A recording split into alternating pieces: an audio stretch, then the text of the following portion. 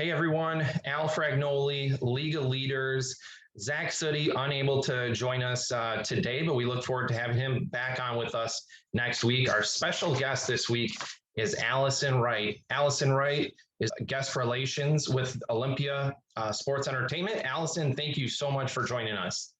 Thank you, Al. I'm excited to be here. Well, it's always awesome to have fellow Chippewas joining us. We've had a lot of them join us in the past. So we've got a couple questions here lined up for you. The first one we want to talk to you a little bit about is some of your background in the sports industry. So we know you have a ton of experience working in sports so far early on in your career. You spent time working at Central Michigan University when you were going to school up there in their athletic department. You worked with the Great Lake Loons, ESPN, the Orlando Magic, Detroit Pistons, and now, as we mentioned, Olympia Sports and Entertainment, which encompasses a ton of different organizations. Why don't you talk to us a little bit about your journey in the sports world and what ultimately got you into the position you're currently in? Yeah, so I like to joke with people. My first internship I had was actually at the Palace of Auburn Hills during the summer. And at that time, we oversaw Meadowbrook Amphitheater as well as DTE Energy Music Theater. So that's kind of how I got my start in the sports industry. And that is still what I'm doing now. So I've kind of full circle come back to when I was an intern in my very first internship. I had a dream job and it's exactly what I'm doing now. So, but I've done a lot of different things in between there and now that have really helped me be where I am. So like you mentioned, I was with Central Michigan's athletic group. I was there for a little bit. I was a marketing intern, like so many of us were. And I helped them kind of do a little bit more customer service type of training because I had been at the Palace, customer service training, as well as like some lost and found type stuff, some just little pieces here and there that could help their group overall just be better, more well-rounded.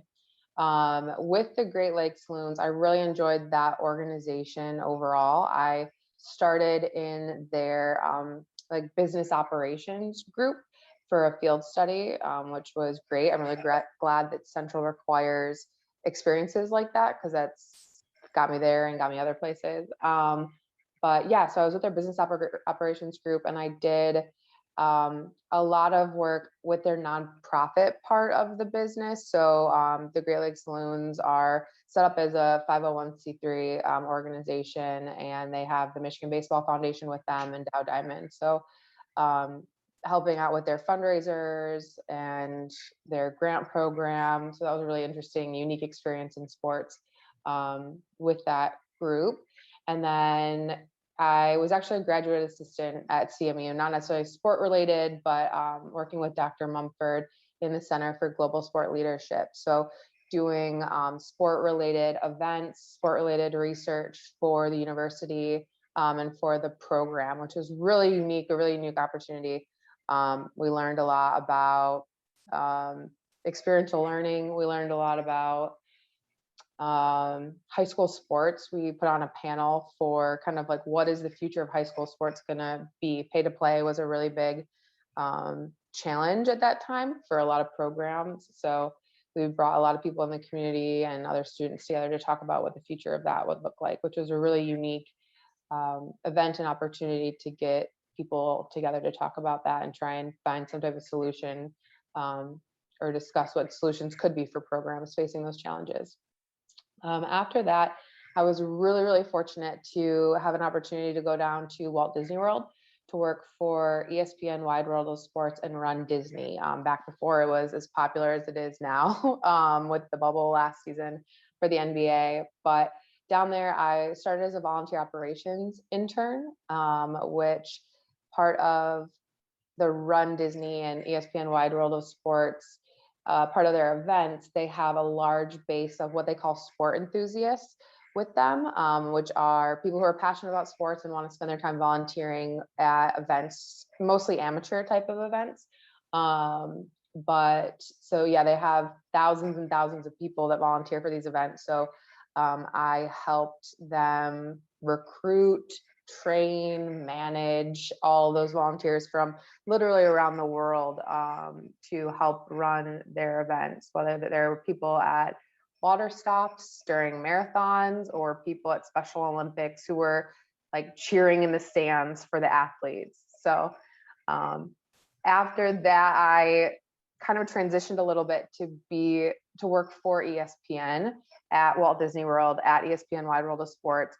I was actually thinking about this earlier today. That's probably the number one most educational and enlightening experiences that I've had. Before that, I was really operations based. I really only knew I only knew how to run events. I only knew customer service. Those were my main focuses that I was really experienced in.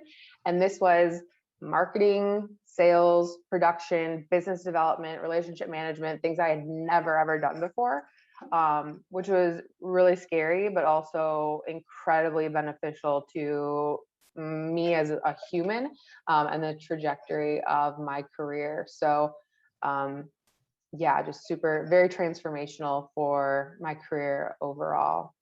And then unfortunately, ESPN had to downsize and I was let go from there, but I was absorbed back into ESPN Wide World of Sports and Run Disney to work on a really, really, really special event called the Invictus Games. So the Invictus Games is an adaptive sport competition for veterans and athletes from around the world. So it's led by Prince Harry, and it happens every few years. I'm not sure the cadence that they've kept with how crazy everything is, but a really unique opportunity to work with leaders from across the Walt Disney Company, as well as dignitaries and officials from around the globe, and veterans and athletes from all around the globe. So as that kind of came to an end, I was really lucky to get my dream job back at the Palace for what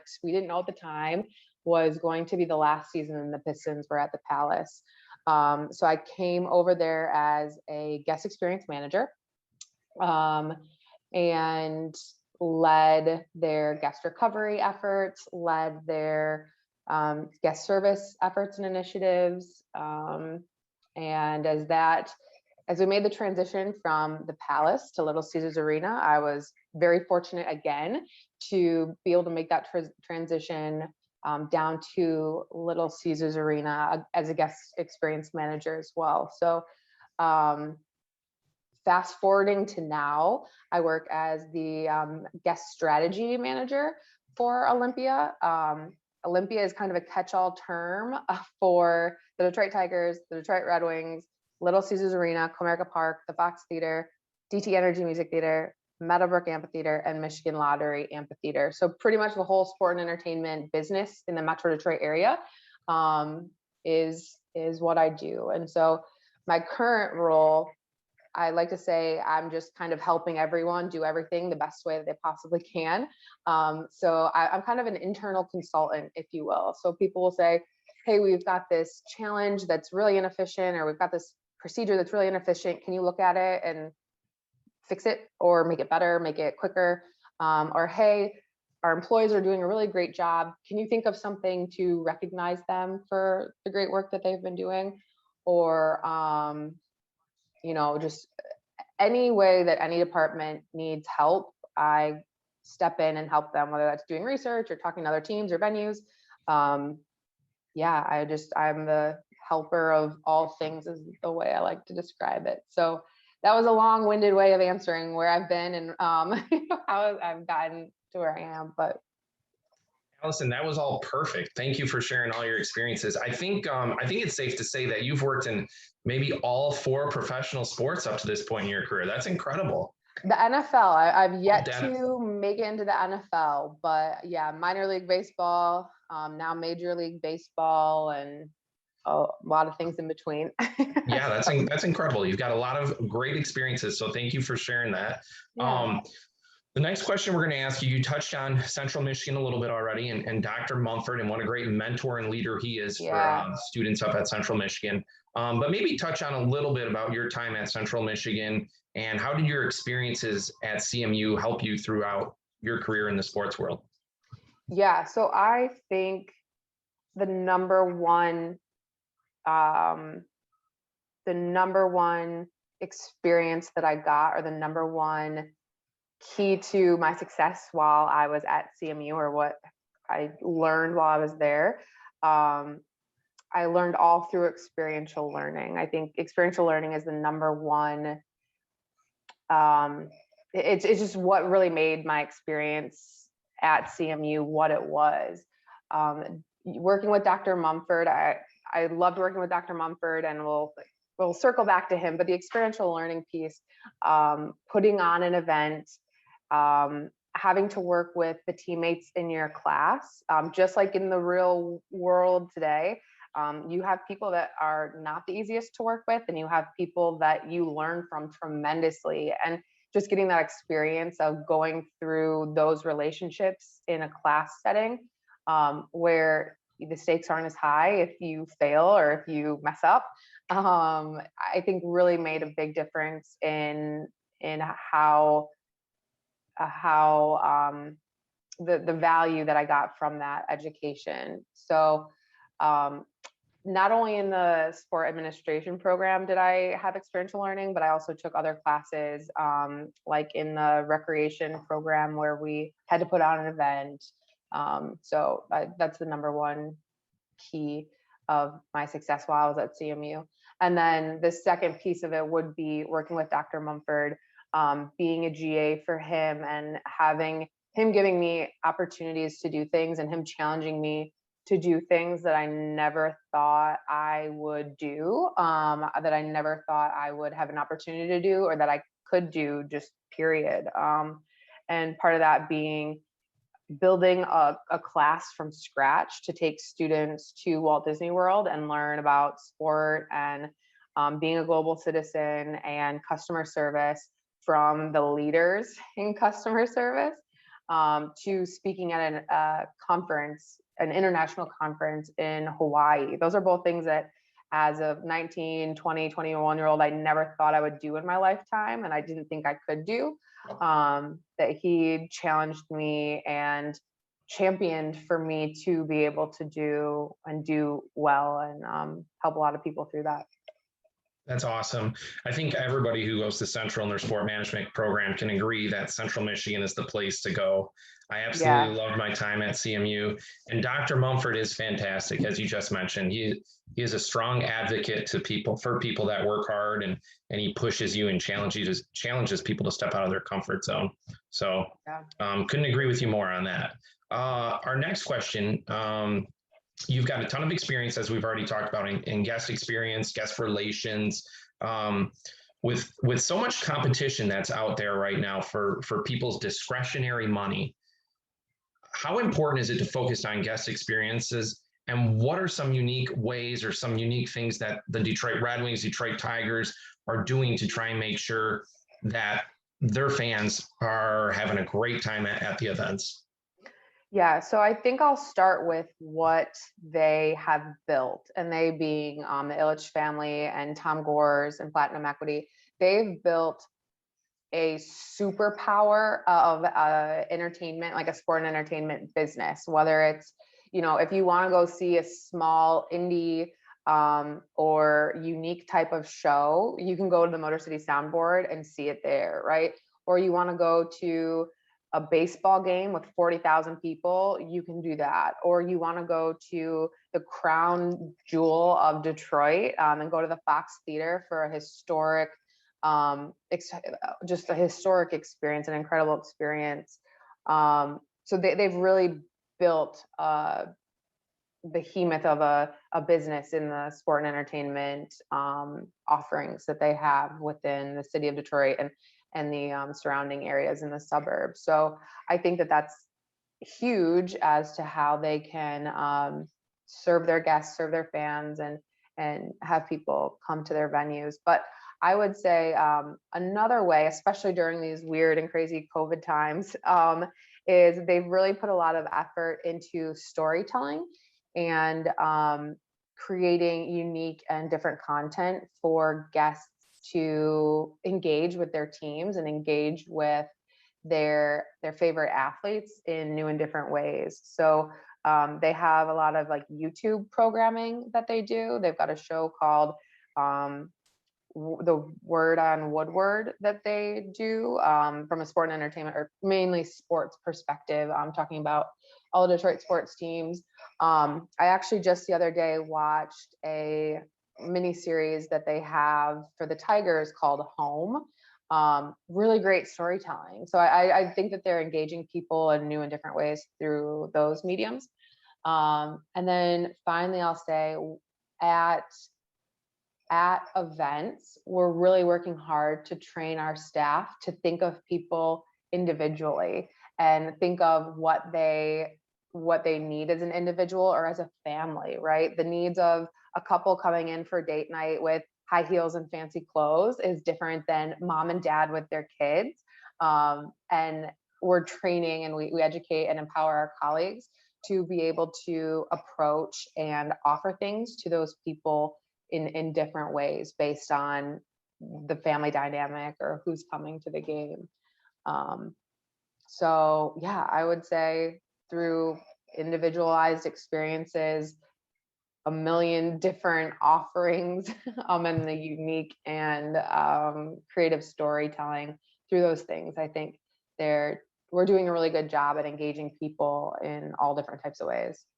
That's fantastic. You know, the Illich family has certainly done a great job in the city of Detroit. And you mentioned Fox Theater. What a beautiful, beautiful venue that is to see a concert, a show, a play or anything really. So yeah, I'll tell you, I did not realize I didn't realize how lucky we were to have that in our backyard. I went to New York, maybe I was in college, and I remember going into a show, into a theater, and being like, this is seriously where they're having this like Broadway production. My mom's like, they're not all like the Fox. Like the Fox is insanely like well done. They don't all look like that. Like, so I didn't know, because you grow up seeing that one thing and you just don't know what you got. That's true. You get used to it. Yeah, it is a beautiful, beautiful venue, though, to see an event there. And you mentioned COVID and causing people to think differently. If there's one positive that's come from COVID, people and businesses have had to think differently. And I mean, I admire you guys for what you're doing on that, and trying the storytelling and relating to people and getting them to hear what the athletes are saying too. So, the Pittsburgh Penguins, I had read an article not too long ago that they were having their players in the middle of COVID contact some of the season ticket holders just to check in and see how they're doing. So it's all unique ways like that help engage you with your fans. So that's fantastic to hear that. Alison, the next question we're going to roll into is you've had a lot of experience in a wide variety of leadership roles. So we talk a lot about leadership on our little show here. What do you believe are some of the best qualities from some of the top leaders that you've been surrounded by? Yeah. So I think the best leaders, if we're going to go back to our CMU days and look at the textbook style of leadership, from my perspective, being a participatory leader is the best leadership style. Getting feedback from everyone and not just making a decision on your own without asking your team for their feedback. I think that's the number one way to earn respect from your team and be a great leader. And if you make a decision that's different than what the popular opinion was, educating them on why and helping them understand why you made the decision that you made, so that they are buying into why you made that decision that way, and they can respect it instead of just being resentful and saying, why did you make this decision that doesn't work for the team? And I don't like that. But also being a leader that people can come to and say those types of things, right? They can openly say to you, why did you make that decision that way? Like, that's not how I would have made it. Can you tell me why you made it that way? And being open and honest and transparent about it.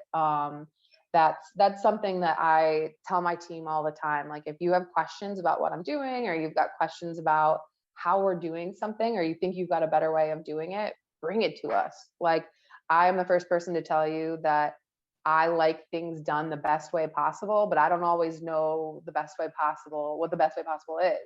And so I lean heavily on my team to share things like that with me, but you only get that openness from being that type of leader where you're engaging in that conversation, you're allowing that conversation. I think another quality that really makes a great leader is someone who pushes the envelope. Someone who is always asking, is that the best way we can do it? Or what about this? Did we think about this? Did we think about that? In a respectful way, of course, because a lot of times that can come off as not respectful. Um, but yeah, I think that's a huge part of being a great leader. And then also holding people accountable, especially if you're leading a team. Again, you have to do it respectfully, but holding people accountable for what you've either asked of them or what they said they were going to do. That's a morale killer. If someone is not performing their job the way they're supposed to be doing, and everybody else is, that's a huge morale killer, and it has to be addressed, right? So if one person isn't doing their work and it's landing on the laps of 3 or 4 other of the colleagues on your team, you'll get more respect from people, and you'll get more appreciation from people if you address it and take care of it. It's kind of like a rotten apple, spoils the bunch. You can't have that. So those are kind of the pieces that I think have made me a successful leader at this point in my career. But yeah, listening to your team and giving respect so that you can get it. That's awesome. Yeah. Treating people with respect, I think, is huge. And you mentioned listening there at the end. It is so critically important to listen. And essentially just having an open door policy that you mentioned right there is, come to the leader with ideas. So I love that advice that you shared. The last question we're going to wrap up tonight with, Alison, is what sort of advice would you give to women that are looking to work in the sports industry and ultimately make the sports industry a professional career? Yeah. So the number one piece of feedback that I would give would be realize that your perspective is different and that your perspective is unique from those around you. Women in sports, usually it's because you're a woman. That's why your perspective is different, because everyone else is a man. In some instances, it could be age. In some instances, it could be race. But just recognizing that your perspective is different and there's value in that. For myself, if I enter a room of men and they're making a decision, a hot topic right now, I'll talk about bag policy, right? The different leagues have gone to a no bag policy, period, which for women is not always the easiest or the best, right? Because we have things that we need to put in bags. So in a room of men who are making this decision, my perspective incredibly valuable there, because I'm the only one who has the perspective from the woman's side of it, right? So I think recognizing that and capitalizing on that, and also realizing that value is really important. It's an asset for you. And on the same kind of side of that is recognizing women leaders in your organization, or in your cohort, right? Like in your, if you're still in school, within your classes, right? There are women that I was in classes with in college that I still see and am able to talk to and mention in rooms with people for opportunities that I met in college. So without recognizing those people and building those relationships during that time, I wouldn't be able to do that, and they wouldn't be able to do that for me. But yeah, recognizing leaders either in your cohort or that are within your organization and letting them know that you want to learn from them. Not being afraid to say, oh my gosh, that woman in my organization is so successful, and it's scary. They're scary because they are successful. For the most part, women want to help other women get to where they are, but closed mouths don't get fed. So you have to tell them that you're interested in learning from them, and take that initiative to send that email that says, hey, I saw this program that your team put together. Can I talk to you for 15 minutes about just about what it was, and can I learn more about it? Or hey, I'm really interested in getting more into marketing, and I think that I could offer this up to your team. Can I just put 15 minutes on your calendar to talk about it? really just putting yourself out there to meet those people and build those relationships with people is really, really valuable. And then paying it forward to the women that come after you, and giving them opportunities that you either got yourself or realized you didn't get and why, and helping them get those opportunities. That's fantastic, Allison. That's all great information that you shared with us. I love some of the stories that you told us right there. You're obviously a very strong female leader. So just building relationships, asking people for help, and then speaking up, even when you're in a room full of males, it can be Yeah. incredibly challenging and nerve-wracking, but having that voice and speaking up is so critical. So Yeah, and I think making sure other women are heard too. I am extremely lucky to have a leader that, um, I won't lie. There are times in meetings where, as a woman or just as another person, someone will talk over you. A lot of times there's a gender dynamic or other dynamics, age, whatever involved. I'm really lucky to have a leader that will say, "Hang on, Bob, whoever, Allison was speaking. Like, hang on." She's gonna go and then it's your turn. So recognizing that and squashing that behavior, is another just a way to earn respect, in a way to make sure that everybody knows the respect is expected, and holding people accountable for not being respectful. So that's an amazing example right there too. That's fantastic. So it does sound like you have a very strong leader. That's awesome. yes, yes. And he's a male, which makes he has a different, um he's been with the organization for a long time. So he's very well respected. But it's great to have a leader like that who will stand up for his team, will stand up for especially the women on his team. So Absolutely, absolutely. Well, Allison, that wraps it up for all of our questions we had for you. We know you're incredibly busy, so we thank you for joining us and sharing yeah. some of your experiences. We honestly can't thank you enough for coming on with us tonight. So thank you very much, Allison. Yeah, for sure. My pleasure. And anybody watching this, man, woman, anybody that wants to connect with me or spend 15 minutes learning about what I do, I'm happy to connect with you, LinkedIn or wherever. So Thank you so much, Allison. We'll make sure to share your information on our social media sites as well. Thank you again. thanks, Al.